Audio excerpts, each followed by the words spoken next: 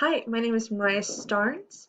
I am an elementary art teacher at USD 428, which is in Great Bend, Kansas.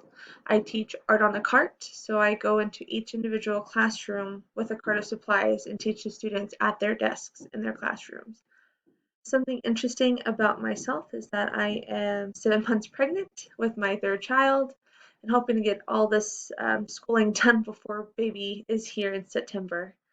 Um, Long-term goals is to just teach art until I retire.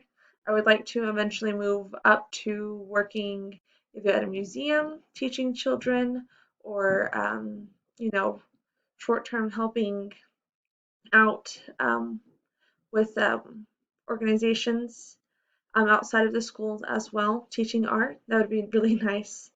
And some things that I'd like to learn from this class is to better be prepared for curriculum. Last summer we worked with curriculum and updating it, and I was kind of lost while everyone else kind of knew what they were doing. So it'd be nice to be able to be involved and have an opinion or a voice during this. So nice to meet all of you guys, and I hope we can rock it out this summer. Thanks.